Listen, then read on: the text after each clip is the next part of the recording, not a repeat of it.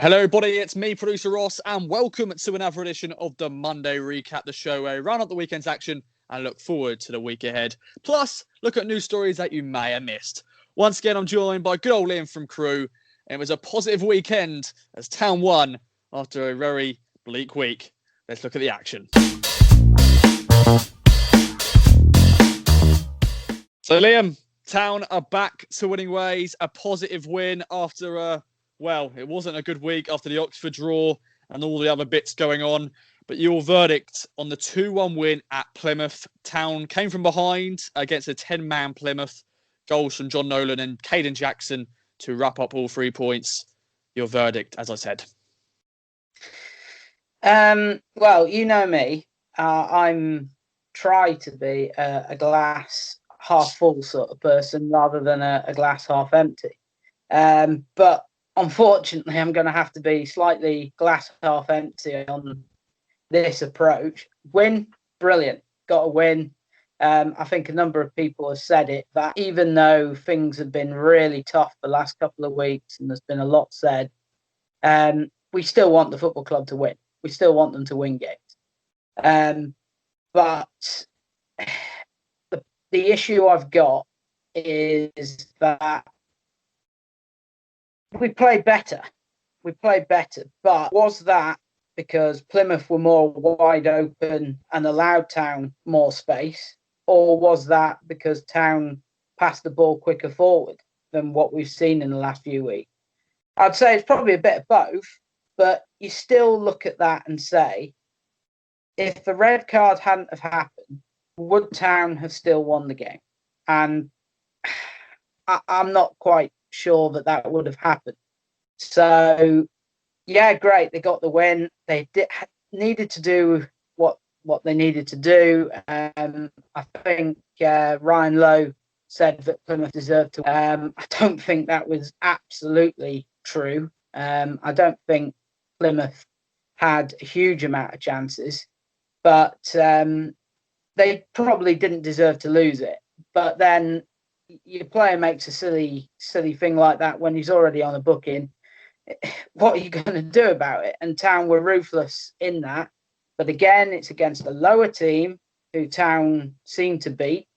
So again, that doesn't really tell us that much, although it was a good result after the last few weeks. And then basically, I mean, just, do we look like we're a functioning football team? For me, we don't. We don't look like we don't look like we've got that hunger. When we were 1-0 down, even when the red card happened, how many saves did the goalkeeper have to make? How many last-ditch tackles did the defenders have to make? None of that. We got 2 very good goals from 2 very good finishes. But apart from that, we weren't battering down the door. And frankly, if it hadn't been for the red card, I don't think we would have won it. But on a positive note, we take the win and we move on with that. Yeah, definitely. And of course, Town returns league action again on Saturday, back to Portman Road, where they take on Pompey. Of course, we already played Portsmouth this season in the FA Cup, losing in extra time. But yeah, there'll be fans at Portman Road for the first time since March. 2,000 fans will be in the stadium, which is some positive news after a terrible year, of course, for us all. But they're having a good season so far. Portsmouth, 4th in the league. They beat Peterborough 2-0 at home on the weekend, which is a fantastic result. But how are you feeling going into this one? I think it's going to be a little bit different to the FA Cup fixture, of course. But yeah, this is a must-win game against another top 6 side.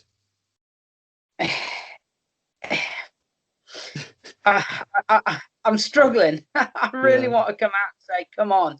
And I mean, if this result at Plymouth, I mean, we have moments in history that define the future.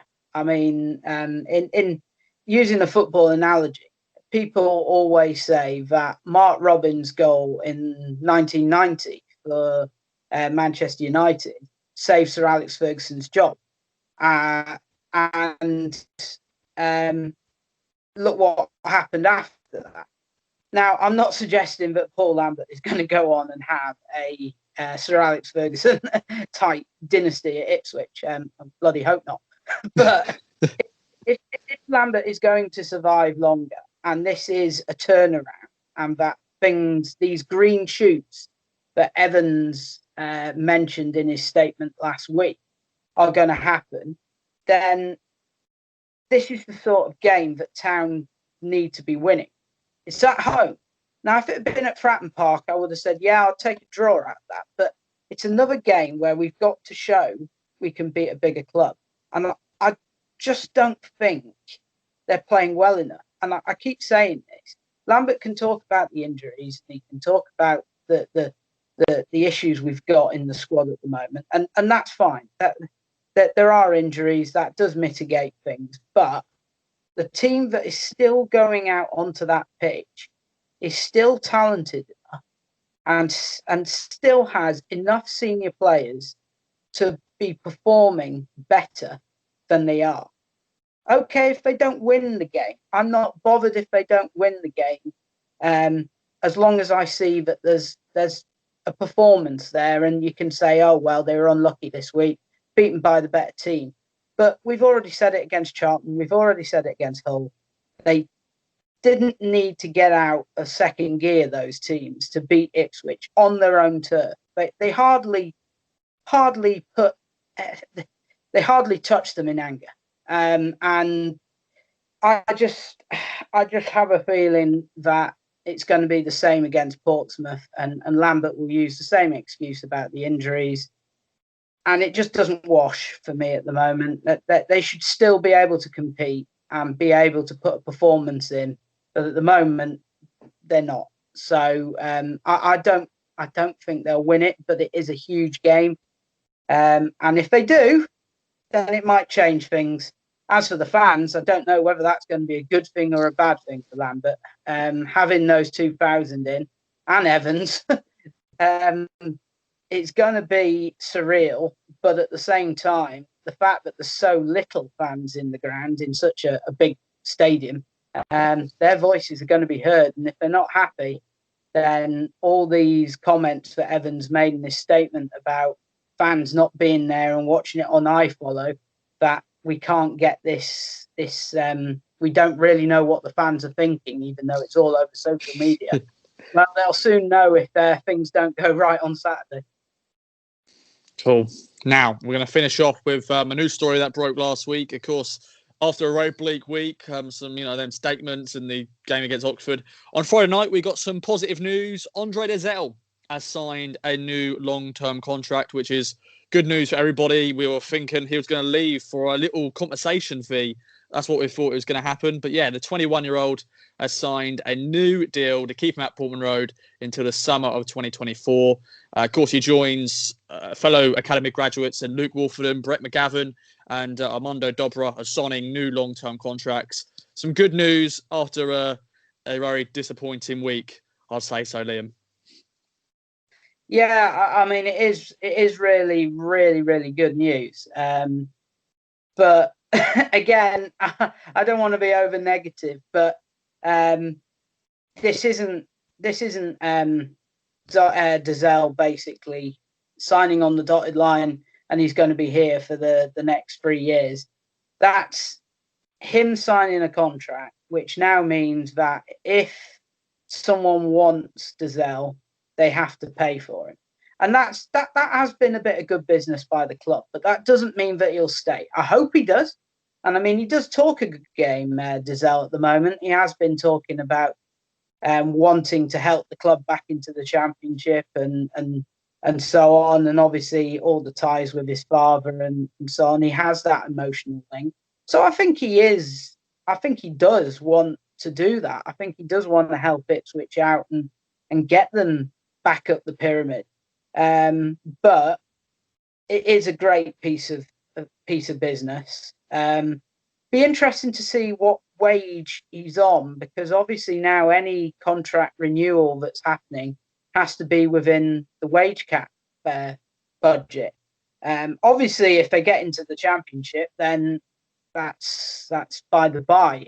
It'll be a lot higher wage cap, but obviously he won't be able to get a huge pay packet. It will be in line with the League One, wage cap. So it'll be interesting to see what he's actually on. But the fact that he has been happy to accept it and make sure that at the very worst case scenario, that Ipswich are going to get a decent fee for him rather than, as you say, leave for a very small training compensation fee for developing him is great news. But doesn't mask the fact that he still, if he performs well, might be open to suitors and still may leave the club in the summer. But it is a really good piece of business and a positive thing to look at after such a stormy week. Indeed. And thank you, Liam, for joining me on the Monday Recap. Thank you. I can't even say recap. Okay. Indeed. And thank you, Liam, for joining me on the Monday Recap. Thank you all for watching. I've been producer Ross. Get involved in the comments down below. Let me know your thoughts on the Portsmouth game and also the Andre Dozzell contract. And let's get into this week. I'll see you in the next video.